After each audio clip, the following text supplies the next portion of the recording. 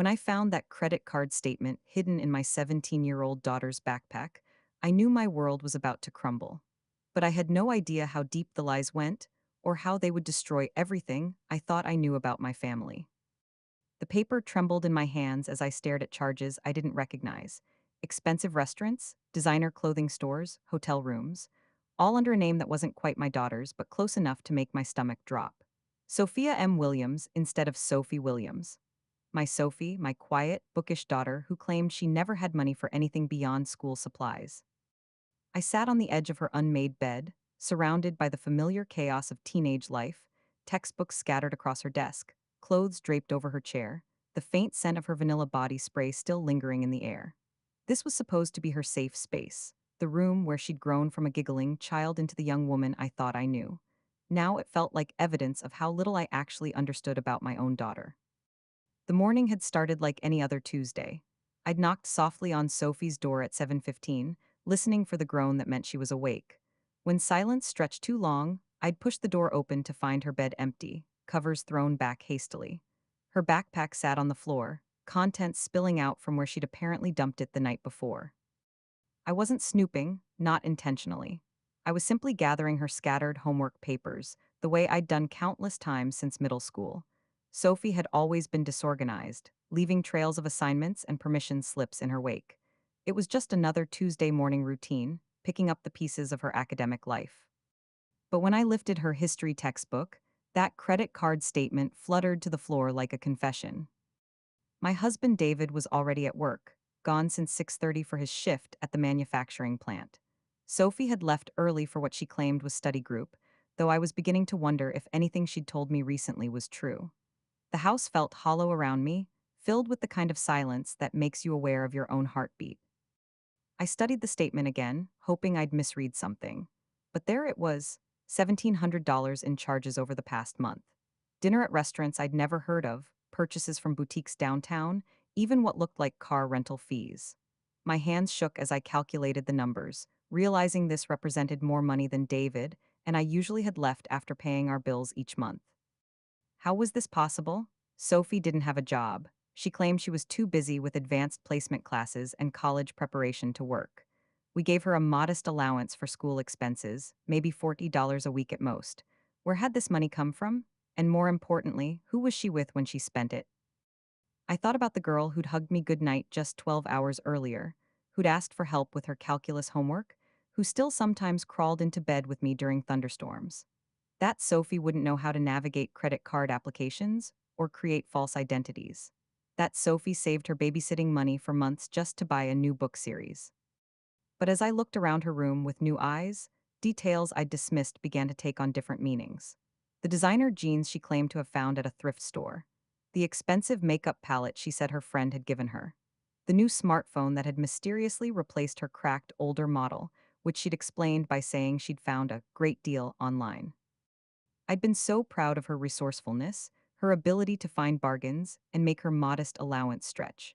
Now I realized I'd been celebrating her talent for deception. The credit card statement wasn't even the worst part, it was the name that haunted me. Sophia M. Williams. Formal, sophisticated, adult. Nothing like the Sophie who still slept with a stuffed elephant and left notes on my pillow when she appreciated something I'd done for her. This Sophia person was a stranger, someone who lived a life I knew nothing about. I heard the front door slam and Sophie's voice calling out that she was home. My first instinct was to confront her immediately, to demand explanations and force the truth into the open. But something held me back, maybe the hope that there was an innocent explanation, or maybe the fear that there wasn't. Mom? Sophie appeared in her doorway, backpack slung over one shoulder, looking for all the world like the responsible student I thought she was. Her hair was pulled back in a messy bun, her face flushed from the October cold, her smile warm and genuine as always. "Hi, sweetheart," I managed, quickly folding the statement and slipping it into my pocket. "How was study group?" "Fine," she said, already moving toward her closet. "Just boring calculus stuff." "What's for dinner?" The casual normalcy of the question made my chest tight. Here she was, discussing dinner plans while I sat holding evidence of her secret life. I watched her move around the room, noting again the confidence in her movements, the way she avoided meeting my eyes directly. I was thinking maybe we could order pizza, I said carefully. Your dad's working late again. Sounds good. She paused at her mirror, touching up lip gloss with practiced ease. When had she become so comfortable with makeup? When had her movements become so polished? I stood up, legs unsteady, still feeling the weight of that credit card statement in my pocket like a stone. The next few days passed in a strange suspension of normalcy. I went through the motions of our usual routine, making breakfast, driving Sophie to school, asking about her day, but everything felt different now. I was watching her, studying her, looking for cracks in the facade I was just beginning to recognize. David noticed my distraction over dinner Thursday night. We were sitting at our small kitchen table, the same one we'd bought when Sophie was in elementary school, still marked with crayon stains and homework indentations. Sophie was upstairs supposedly working on a college application essay. You've been quiet lately, he said, setting down his fork. David had gentle hands, calloused from years of factory work, and he used them to reach across the table and touch mine. Everything okay? I wanted to tell him. The words sat heavy in my throat, begging to be released. But something stopped me. Maybe the way he smiled when he talked about Sophie's college plans, or how proud he was when teachers called her responsible and mature. David worked double shifts to save for her education. How could I destroy that hope with a credit card statement I still didn't fully understand? Just tired, I said, squeezing his hand. Work's been stressful. It wasn't entirely a lie. I'd been distracted at my job at the insurance office, making small mistakes and losing focus during client calls. My supervisor had asked if I was feeling well, but the exhaustion came from something deeper than work stress. It came from the constant vigilance of watching my daughter, looking for signs of the stranger she might be. That Friday, I decided to follow her. I'd never done anything like it before. The very idea felt like a violation of trust, a betrayal of the relationship I thought we had. But as I sat in my car outside Jefferson High School at 3:15, watching students pour out of the building, I knew I had to understand what was happening to my family. Sophie emerged with her usual group of friends, kids I'd known since middle school, good students from families like ours. She waved goodbye to them at the parking lot entrance, then walked purposefully toward the street instead of looking for my car like she usually did. I followed at a distance, my heart pounding so hard I was sure other drivers could hear it. Sophie walked 6 blocks into downtown, moving with the confidence of someone who'd made this journey many times before.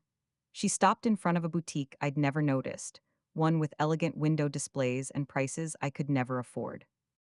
A sleek black car pulled up to the curb. I watched my daughter, my 17-year-old daughter, slide into the passenger seat like she belonged there. Through my windshield, I caught a glimpse of the driver, a man who looked to be in his 30s, wearing a suit that probably cost more than David's monthly salary. The car pulled away before I could get the license plate number, leaving me sitting alone with the terrible understanding that everything I'd feared was worse than I'd imagined. That night, I lay awake listening to David's steady breathing, staring at the ceiling and trying to make sense of what I'd seen. Who was that man? How had Sophie met him? The questions multiplied in the darkness, each one more frightening than the last. Around midnight, I heard Sophie's bedroom door creak open. Soft footsteps moved down the hallway toward the kitchen. I slipped out of bed and padded quietly to the top of the stairs, peering down through the banister spindles. Sophie stood at the kitchen counter in her pajamas, but she wasn't getting a midnight snack. She was counting money, a thick stack of bills that she handled with practiced efficiency. She divided the cash into several piles, tucking some into what looked like a designer wallet I'd never seen before, hiding more in a small box she then placed in the back of the junk drawer. The sight of my teenage daughter counting what appeared to be hundreds of dollars in our dimly lit kitchen felt surreal, like watching a movie about someone else's life. This wasn't the Sophie who had to ask for lunch money, who'd worked all summer babysitting to buy school clothes. She finished her business quickly and headed back upstairs. I waited until I heard her door close before creeping due. WN to investigate the junk drawer. The small box was there, tucked behind old batteries and takeout menus. Inside, I found not just cash, but receipts from restaurants I couldn't pronounce, ticket stubs to shows I'd never heard of, and a business card that made my blood run cold. Marcus Thornfield, investment consultant, was embossed in gold letters across expensive cardstock. Below that, a downtown address and phone number. On the back, in handwriting I didn't recognize, were the words, "Same time next week, beautiful." I stared at that card until my eyes watered, trying to process what I was holding. My daughter, my 17-year-old daughter, was involved with a grown man who gave her money and called her beautiful. The credit cards, the expensive clothes, the secret life I'd stumbled upon, it all suddenly made horrible sense. I thought about the girl who'd sit on my lap during scary movies just 3 years ago, who still asked me to braid her hair for special occasions, who wrote me thank you notes for making her favorite cookies. When had that girl disappeared? And who was this sophisticated stranger who'd taken her place? Standing in my kitchen at 1 in the morning, holding evidence of my daughter's secret relationship, I felt something break inside me. Not just my heart, though that was certainly shattered. It was my understanding of reality itself, my confidence in my ability to protect and guide my child. The worst part wasn't even the betrayal.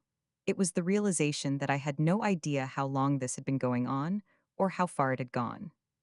Saturday morning arrived gray and heavy, matching the weight in my chest. I'd barely slept, spending the dark hours alternating between anger and heartbreak, between wanting to shake Sophie awake and demand answers, and wanting to pretend I'd never found that business card. David left early for overtime at the plant, kissing my forehead and reminding me that Sophie had requested pancakes for breakfast. "She's been working so hard on those college applications," he said, pride evident in his voice. "Let's make sure she gets a good meal." I stood at the stove, mechanically mixing batter while my mind raced. Every mundane detail of our morning routine felt like a lie now. The coffee mug Sophie had painted for me in 7th grade art class. The photo on the refrigerator from her 16th birthday, all three of us laughing at some joke I couldn't remember. The stack of college brochures on the counter, dreams we'd built together that might all be illusions. "Morning, Mom." Sophie appeared in the doorway, hair tousled from sleep, wearing the oversized t-shirt she'd stolen from David years ago. For a moment, she looked exactly like the child I remembered, vulnerable and young. Then I noticed the manicure. Perfect, professional, expensive. Not something you get at the strip mall salon where we occasionally went together for special occasions. "Sleep well?" I asked, pouring batter onto the griddle and watching it bubble and hiss. "Yeah, thanks." She settled at the kitchen table, scrolling through her phone with the casual indifference of any teenager. "What time did Dad leave?" 6:30. I flipped the pancakes, noting how she'd asked about David's schedule. Was she planning to leave again? To meet him, Marcus Thornfield, the man whose business card was now hidden in my jewelry box upstairs. We ate breakfast in comfortable silence, or what would have been comfortable a week ago. Now I found myself analyzing every bite she took, every glance at her phone, every casual comment about her plans for the day. "I'm meeting Emma and Jess at the library this afternoon," she said, cutting her pancakes into neat triangles the way she had since childhood. "We're working on our group project for AP History." Another lie, delivered so smoothly I almost believed it. I'd called Emma's mother yesterday on a pretense, learned that Emma was visiting her grandmother in Pittsburgh for the weekend. The ease with which Sophie fabricated stories terrified me almost as much as where those stories might be taking her. "That's nice, sweetheart. What time should I pick you up?" "Oh, don't worry about it. Emma's mom is giving us all rides." She smiled at me, the same warm smile that had melted my heart for 17 years. "You don't need to worry about me, Mom." But I was worried. More than worried, I was terrified. After she left, I did something I'd never imagined myself doing. I searched her room. It felt like a violation, going through her belongings with suspicious intent instead of the loving tidying I'd done for years. But I needed to understand who my daughter had become, what other secrets might be hiding in the space where she'd grown up. I found them in a shoebox under her bed, tucked behind winter sweaters. Not just credit cards, but identification documents. A fake ID with her photo, but listing her age as 22. Bank statements for accounts I'd never heard of, showing deposits in. Withdrawals that painted a picture I didn't want to see. And photographs, dozens of them printed on expensive paper. Sophie in restaurants I couldn't afford, wearing clothes I'd never seen, looking sophisticated and adult in ways that made my chest ache. In many of them, she wasn't alone. The man from the black car appeared frequently, Marcus Thornfield. I now knew, his arm around her waist, his smile possessive in a way that made my skin crawl. But the worst discovery was a lease agreement. An apartment downtown, signed by Sophia M. Williams, with Marcus Thornfield listed as a cosigner and guarantor. My 17-year-old daughter had a secret apartment. The address was barely 2 miles from our house, in a part of downtown I rarely visited, full of trendy restaurants and expensive condos. I sat on her bedroom floor, surrounded by evidence of a life I'd never suspected, and felt something die inside me. This wasn't teenage rebellion or normal pushing of boundaries. This was a complete double existence, carefully constructed and maintained with skills I didn't know she possessed. The lease was dated 6 months ago. 6 months of Sophie living a lie so complete that she'd managed to fool everyone who loved her. 6 months of coming home to our dinner table, helping with dishes, asking for homework help, all while maintaining a secret adult life with a man twice her age. I thought about all the times she'd been at study group or staying late for student council. All the evenings she'd claimed to be at friends' houses, all the weekends she'd said she was volunteering or working on projects. How many of those stories had been fabrications? How many times had I kissed her goodnight while she counted down the hours until she could return to her other life? My phone rang, David's name appearing on the screen. I stared at it, knowing I couldn't keep this secret any longer but not ready to destroy his world with the truth. Hey, honey, I answered, my voice sounding foreign to my own ears. Just checking in, how are you and Sophie doing?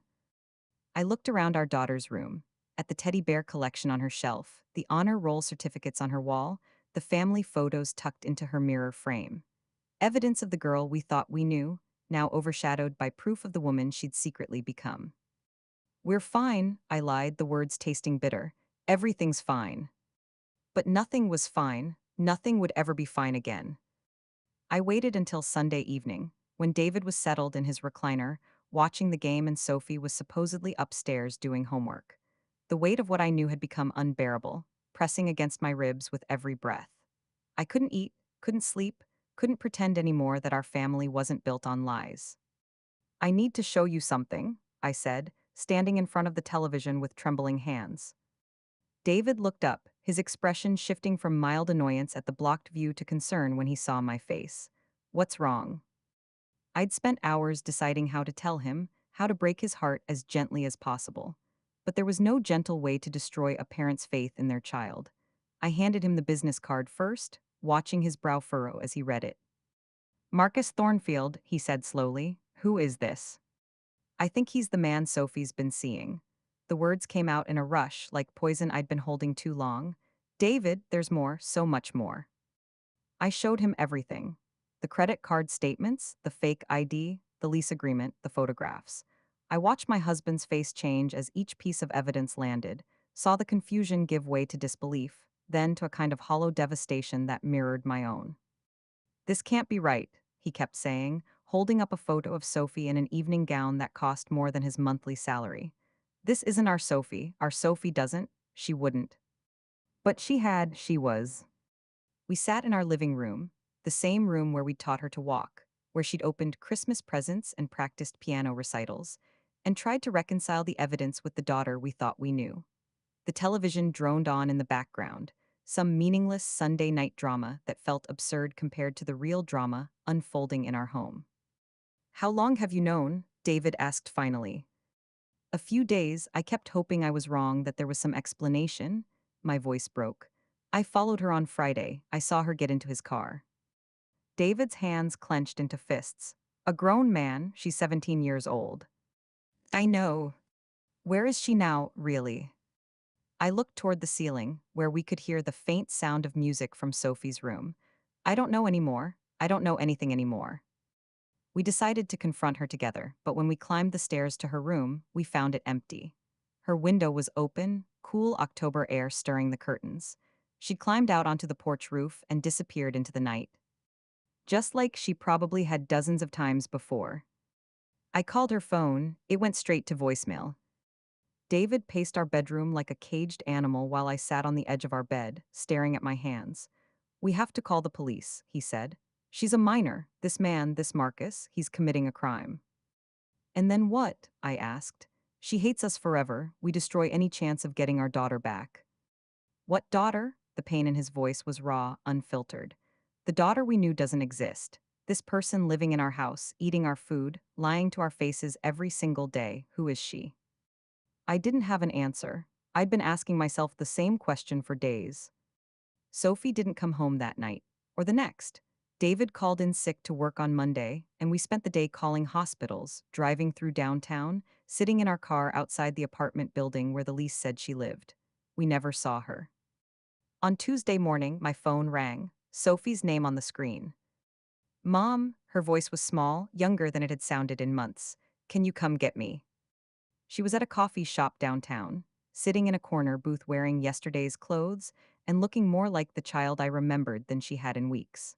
Her makeup was smudged, her sophisticated facade cracked to reveal something vulnerable underneath. I slid into the booth across from her, fighting the urge to pull her into my arms and pretend none of this had happened. Are you okay? I asked. She nodded, then shook her head, then started to cry. Real tears, not the composed adult she'd been pretending to be. Mom, I'm so sorry. I never meant for it to go this far. How far has it gone, Sophie? She looked at me then, and I saw my little girl again, scared, confused, in over her head. I never slept with him, she said quickly. I know what you must think, but it wasn't like that. Not really. Then what was it like? The story came out in pieces, between tears and long silences. She'd met Marcus at a coffee shop 6 months ago, had been impressed by his suit and his confidence, and the way he treated her like an adult instead of a child. He'd offered to help her with college expenses, had seemed kind and generous. It started small, she said. Dinner, a movie. He said I was mature for my age, that I deserved nice things. He got me the credit cards, said they were for emergencies, but then he kept encouraging me to use them. The apartment. He said I needed a place to study without distractions, somewhere quiet to work on college applications. It was supposed to be temporary, just until graduation. I watched my daughter unravel the lies she'd built, hearing both truth and continued deception in her words. She was trying to minimize what had happened, to make it sound innocent when we both knew it wasn't. Sophie, I said gently, you have to tell me everything, all of it. She looked up at me with eyes that held too much knowledge for 17 years, and I braced myself for whatever came next. He wanted me to be someone else, Sophie said, her voice barely above a whisper. Not just older, but different, sophisticated, worldly. He said I had potential that was being wasted in high school, that I was too special for ordinary teenage life. I listened to my daughter describe how Marcus had slowly separated her from her real world, how he'd convinced her that her friends were immature, that David and I didn't understand her true capabilities, that she deserved experiences beyond what our middle class family could provide. He never forced me to do anything, she insisted, but her eyes wouldn't meet mine. But there were expectations, ways I was supposed to dress when we went out, things I was supposed to say, people I was supposed to impress. What people? Sophie's face crumpled. His business associates, other men like him. He would take me to dinners, parties, networking events. I was supposed to be charming to make him look good. Sometimes he would leave me alone with them while he took care of business. My stomach turned cold. Sophie, what happened when he left you alone? Nothing happened, she said quickly, too quickly. Just conversation. They would ask me about school, about my plans. They thought it was impressive that Marcus was mentoring someone so young. But I could see the shame in her posture, the way she wrapped her arms around herself protectively. Whatever had happened in those rooms, with those men, it had been more than conversation. The money, I said, where did all that money come from? Sophie was quiet for a long moment, staring into her untouched coffee. Gifts, she said finally, for being a good companion, for representing Marcus well at his events. He said successful men appreciated having an intelligent, beautiful woman to talk to. The pieces fell into place with horrible clarity. Marcus hadn't been dating my daughter. He'd been grooming her, training her to be arm candy for his business C. Urkel, the apartment, the clothes, the fake ID. They were all tools to transform a high school student into someone who could pass for an adult in his world. Sophie, honey, you know that's not normal, right? Adult men don't give teenage girls thousands of dollars just for conversation. Her face flushed red. It wasn't like that, you don't understand. Then help me understand. She broke down then, the adult facade finally cracking completely. Between sobs, the real story emerged. How Marcus had gradually isolated her from us, convincing her that we were holding her back. How the gifts had come with increasing expectations. How she'd started lying about everything because she was afraid we'd make her stop, and she'd gotten addicted to feeling important, sophisticated, wanted. I knew it was wrong, she whispered, but I felt so special when I was with him. He made me feel like I mattered, like I was more than just another high school kid from a boring family. The words cut deep, but I pushed through the hurt. Why didn't you come home Sunday night? I was scared. I knew you'd found out and I didn't know how to explain. So I went to the apartment, but. She shuddered. Marcus was angry, really angry. He said I'd been careless, that I was going to ruin everything he'd worked for. Did he hurt you? Not physically, but he said things about you and Dad, about our family. He said if I told anyone about our arrangement, he would make sure I never got into college, that he would ruin my future. Fresh tears started. He said no one would believe me anyway, that everyone would think I was just a lying teenager trying to get attention. I reached across the table and took her hands, noting how thin they'd gotten, how her nails were bitten down to the quick despite the expensive manicure. Sophie, we need to call the police. No, the panic in her voice was immediate. Mom, please, I can't. The things I did, the places I went, what if they think I wanted it? What if they blame me? I understood her fear, but I also understood that Marcus Thornfield was still out there, probably already looking for his next victim. Sweetheart, you were manipulated by an adult who knew exactly what he was doing. This isn't your fault. But the credit cards, the apartment, I signed those papers. I lied about my age. I took money from his friends. Her voice dropped to a whisper. What if I go to jail? You won't go to jail. You're 17 years old, and you were being exploited by someone in a position of power over you. We sat in that coffee shop for 2 hours, Sophie gradually revealing more details about her secret life, while I struggled to process the magnitude of what had happened to our family. My daughter had been living as an escort in all but name, paraded around Marcus's business circle as proof of his success and influence. When we finally drove home, David was waiting on the front porch, his face a mixture of relief and devastation. Sophie ran to him like the child she still was, and I watched my husband hold our daughter while she sobbed apologies into his chest. That night, we called the police. Detective Maria Santos arrived at our house Wednesday morning with kind eyes and a gentle manner that helped Sophie feel safe enough to tell her story. But even as my daughter recounted her experiences, I could see the detective taking notes about credit card fraud, false identification, and the murky legal waters of what constituted coercion versus consent. We'll investigate Marcus Thornfield, Detective Santos assured us, but I want you to understand that these cases can be complicated. Sophie will need to be prepared for some difficult questions. As the detective left with copies of all the evidence I'd gathered, I realized our ordeal was just beginning. The investigation moved slowly, like everything involving the legal system. Detective Santos called periodically with updates. They'd spoken to Marcus Thornfield, who claimed Sophie had misrepresented her age and that their relationship was entirely consensual. He'd produced text messages where Sophie had initiated contact, photos where she appeared willing and happy, receipts showing she'd made purchases with cards he'd given her permission to use. He's good at this, Detective Santos told me during one of our phone calls.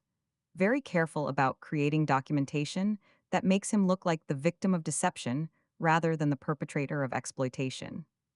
Meanwhile, our family was falling apart.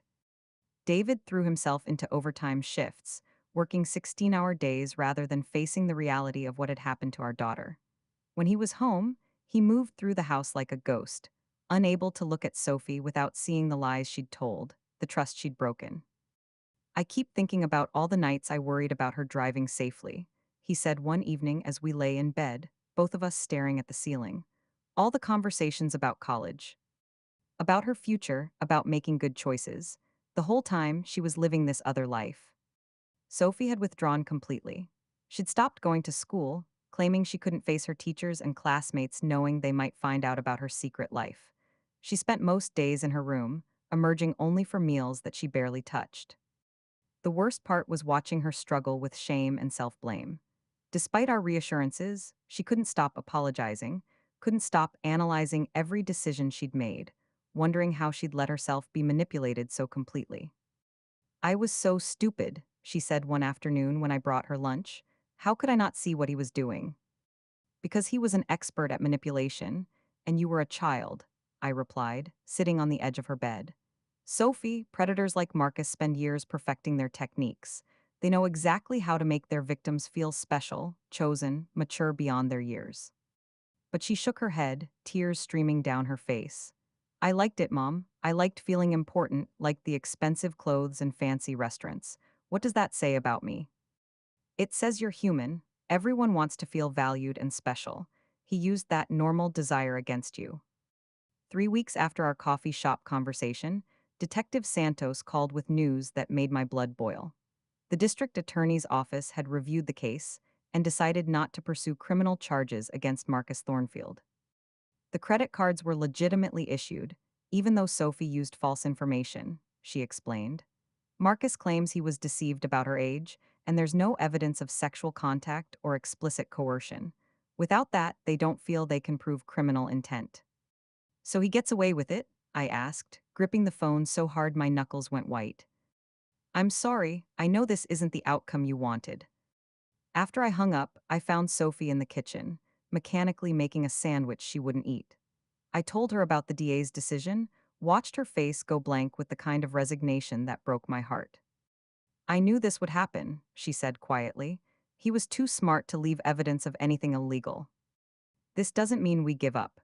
There are other options: civil court, professional licensing boards if he has any credentials we can challenge. But Sophie just shook her head. I want it to be over, Mom. I want to try to move on. That's when I made a decision that would change everything. I spent the next week researching Marcus Thornfield, digging into his business, his social media presence, his professional network. I discovered he was a licensed financial advisor with a pristine reputation, that he served on charity boards and belonged to exclusive business organizations. I also discovered I wasn't the first parent to search for information about him online. Hidden in the depths of internet forums and review sites, I found whispers of other young women, other families who'd been touched by Marcus Thornfield's particular brand of exploitation. Nothing concrete enough for the police, but a pattern nonetheless. Girls from middle class families, bright students with college ambitions, all around Sophie's age when they'd first encountered him. One mother had posted anonymously on a support forum, describing her daughter's experience with a mentor who'd groomed her for his business network. The details were eerily similar to Sophie's story, down to the fake ID and secret apartment. I reached out to that mother and through her, found two others. We met at a coffee shop downtown, not the same one where Sophie had confessed, but close enough that I could see the apartment building where my daughter had lived her double life. The police told us the same thing, said Jennifer, whose daughter had been involved with Marcus 2 years earlier. No criminal charges, not enough evidence, girls who looked willing in photos and text messages. But we know the truth, added Maria, the third mother.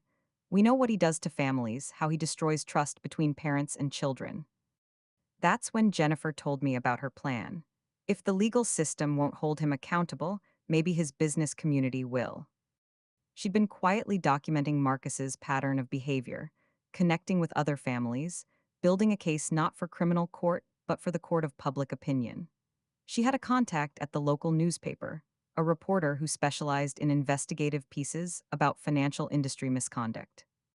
The story won't mention our daughters by name, she assured me, but it will expose what Marcus Thornfield really is: a predator who uses his position and wealth to exploit vulnerable young women. I thought about Sophie, still hiding in her room, still blaming herself for being manipulated by a master manipulator. I thought about David, working himself to exhaustion rather than processing his pain. I thought about other families who might be facing what we'd faced. What do you need from me? I asked.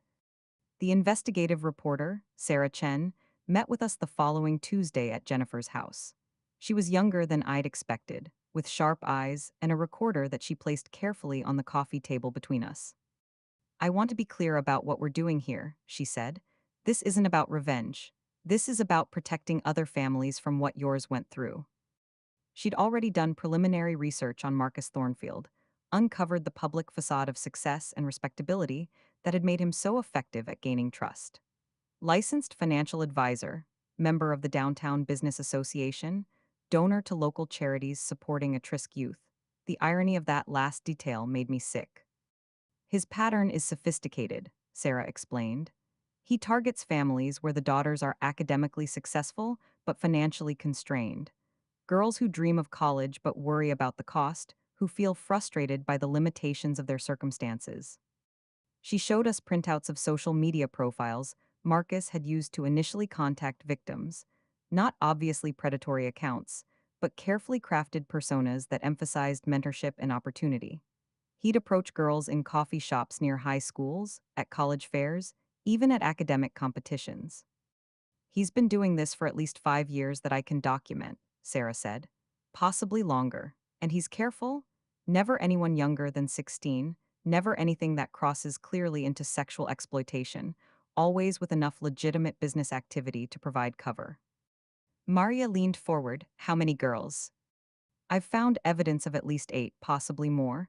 Your daughters aren't isolated cases. I thought about Sophie, still struggling with shame and self blame, and felt a surge of protective fury. She wasn't uniquely foolish or weak, she was one of multiple victims of a systematic predator. What do you need from us? I asked. Your stories on the record. I understand this is difficult, but without named sources, the story doesn't have the impact needed to warn other families. We spent 3 hours with Sarah that day, detailing our daughter's experiences while she took careful notes. She assured us that the girls' identities could be protected through pseudonyms, but our willingness to speak publicly as parents would give the story credibility.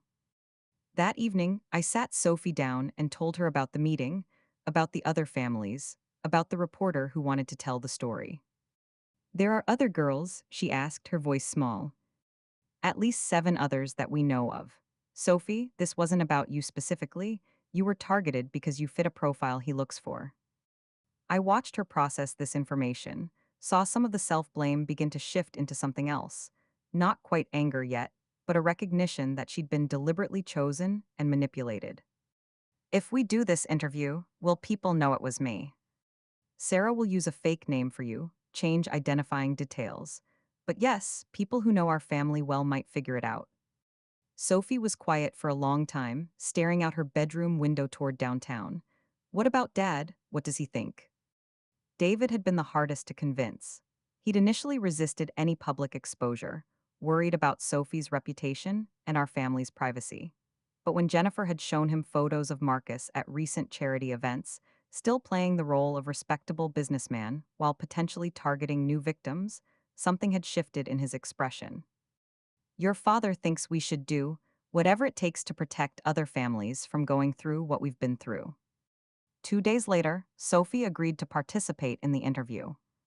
Sarah came to our house on a Saturday morning, and we sat in our living room, the same room where Sophie had opened Christmas presents and practiced piano recitals, while our daughter spoke publicly for the first time about her experience with Marcus Thornfield.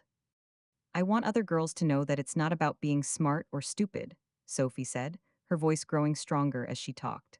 I was valedictorian track, honor society, all that stuff.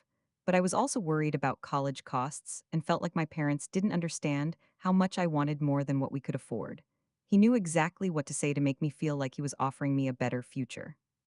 She described the gradual escalation, how innocent mentorship had become expensive gifts, how dinner conversations had turned into networking events where she was displayed like a trophy, how the fake ID and secret apartment had made her feel adult and independent while actually making her more dependent on Marcus's approval and financial support.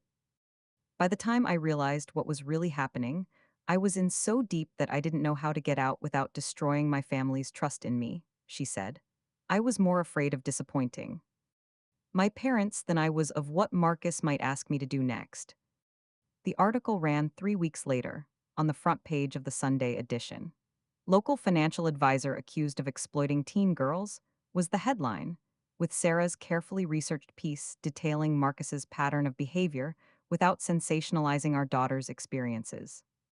The response was immediate and overwhelming. My phone started ringing Sunday morning and didn't stop for days. Other parents who'd noticed similar changes in their daughters, teachers who'd had students drop out unexpectedly, even business associates of Marcus who'd wondered about the young women he brought to networking events. The state licensing board launched an investigation. The charity organizations where Marcus volunteered suspended his involvement pending review. His business partners began distancing themselves from potential scandal. But the most important call came Tuesday evening, from a mother whose 15-year-old daughter had been approached by Marcus just the week before.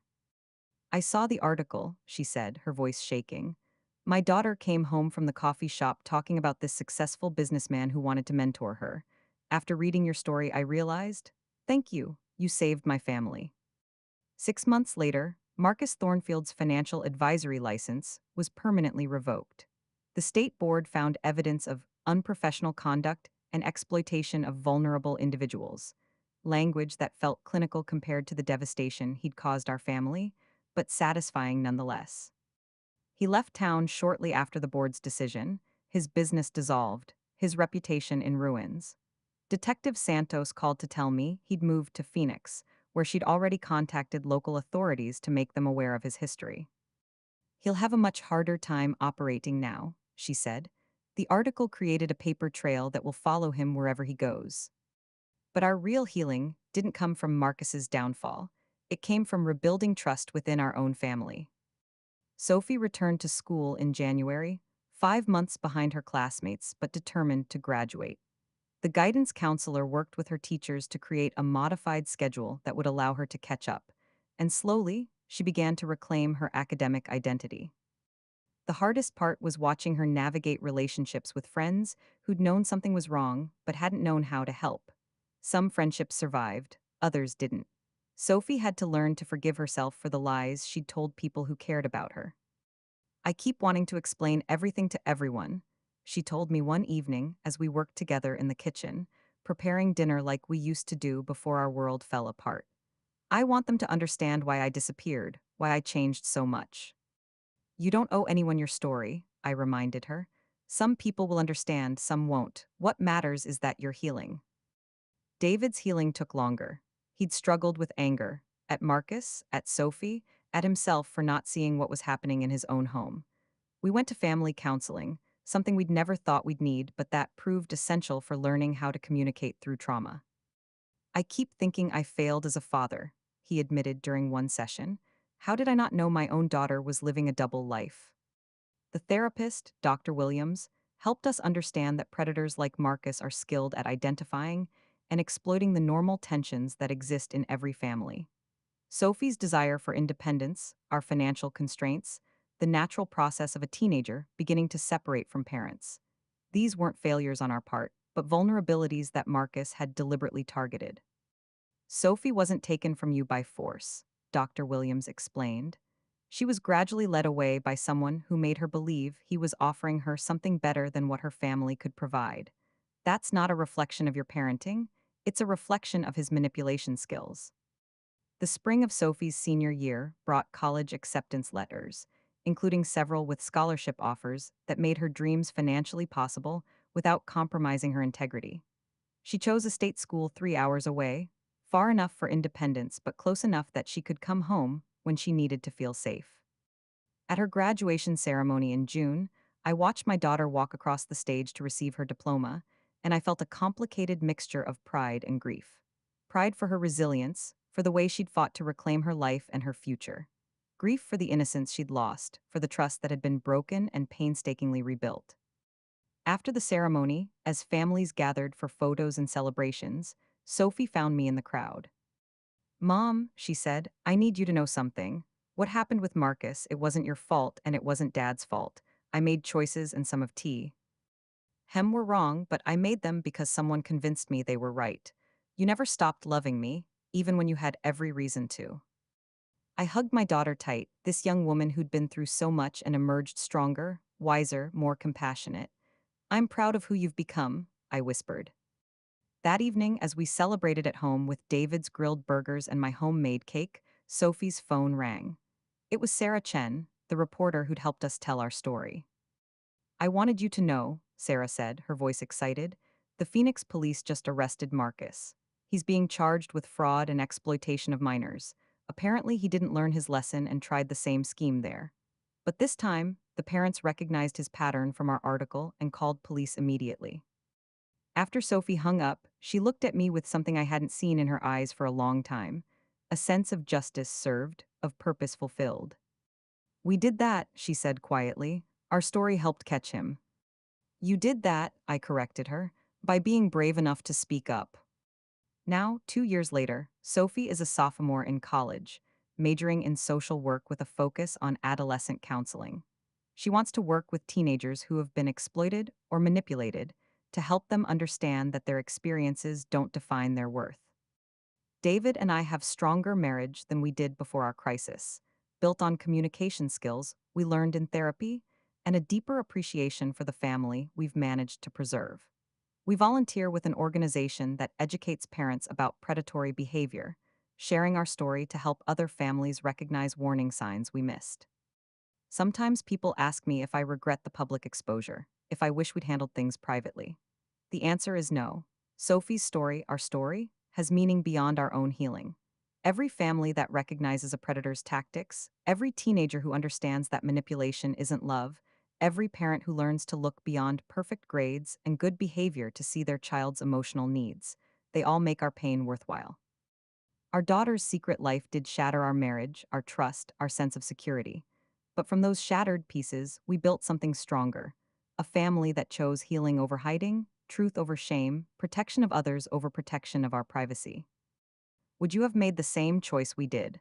Would you have gone public with your family's most painful secret to protect other families from the same predator? I hope you never have to find out.